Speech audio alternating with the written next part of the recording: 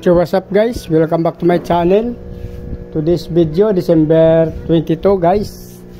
Guys, ito na yung nakapatong kasi doon. Tinanggal natin yung ating mga nakapatong ng mga breeder dito guys to. Tsaka RDSS yan guys oh. Ganda.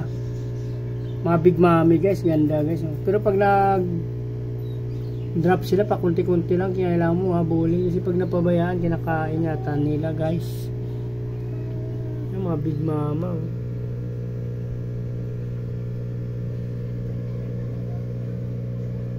Ganda yun. Hindahan nyo natin guys, pwede na rin i-out to. Dito sa kabila ganun din. Yan. Try ko to sa Sabado ibigay sa pet shop. Malalaki na sila, adult na. Ito yung ating mga future breeder guys oh.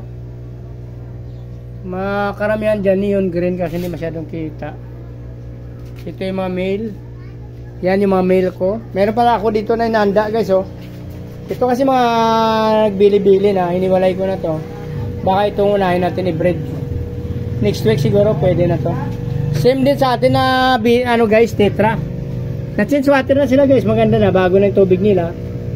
So yung mga female, ito kasi dito guys, female yan oh. Yan yung mga female natin.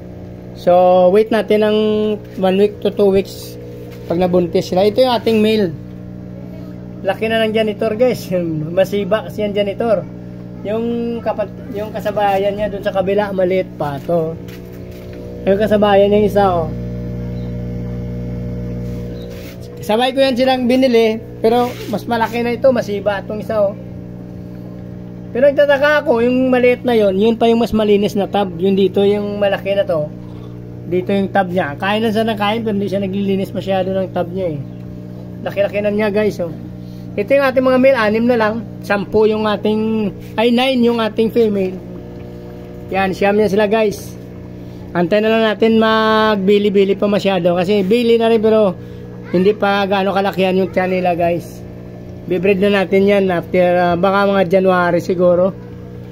Pero yung sinasabi ko sa mga unang video ko guys, 9 times, 10 times na yata ako na-failed dito sa tetra na to. Magta-try ako ulit guys. Try lang until we succeed guys. Ito yung mga male natin guys. Yan o. Kasi mga nakaraan kasi guys, hindi ko masyado na gender. Yung male at female nagsasama pa rin. So minsan kasi nagda-drop lang sila basta-basta. Tapos pagka binibreed mo, ayaw na nila. Kasi since magkasama na sila lagi, parang hindi na sila excited guys. Hindi na sila nagme-mate masyado. So minsan nagda-drop din pero nababaog pa rin. Ito ngayon siguro parang adult na to yung dalawang green tsaka isang yung mga pink na yan guys oh. Yung maliit yan, yung isang yung violet na dalawa yan, pwede na yan oh. Tsaka yung dalawang green. Bagay parang sabay-sabay lang to sila, malalaki na talaga itong neon green. Ayan ang male natin guys. Naiwalay na naman natin kasi nakakuha naman ako ng male doon sa kabila. So alam nyo naman pagka nagsama-sama yun sila, nagda-drop na lang basta-basta yan, tapos mababaog lang din ang itlog nila. Pag mini-breed natin, wala nang excitement kasi galing na sila sa iisang tab. So ngayon sana tumama na tayo dito sa male at female natin para makabreed na tayo mga next month siguro, mga by January guys. Yung danyo baka after 2 weeks tatry na rin tayo ulit dito. May mga buntis-buntis na dyan guys. After 2 weeks itatry na natin yan.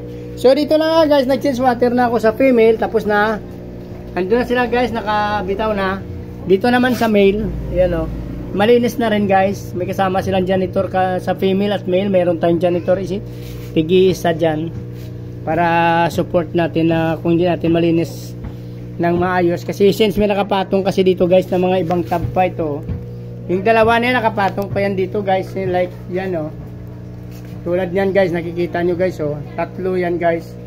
Patong-patong na lang kasi since maliit yung dito lang to sa ilalim ng bahay ko, maliit yung space natin, so ganyan ginagawa natin. Meron naman tayo dun sa labas na patong-patong hanggang 3-4. So itong ginagawa natin guys, patong-patong lang like dito, yan. Ito naman yung sa ilalim ng hagdan. So dito guys, acclimate na natin ito guys. Ito kahit mga 15 minutes lang, hindi naman magkalayo masyado. Halos parehas lang naman yung tubig nila guys. So please like, follow, subscribe guys. Hindi pa nakasubscribe, pindot na yung subscribe button. Baka naman sama nyo na yung notification bell para updated kayo. Araw-araw naman ina-upload natin video guys. Maraming salamat sa patuloy na panonood at pagsuporta sa aking mga video. Merry Christmas, mabuhay kayo hanggang gusto nyo. Masalamat guys, bye bye.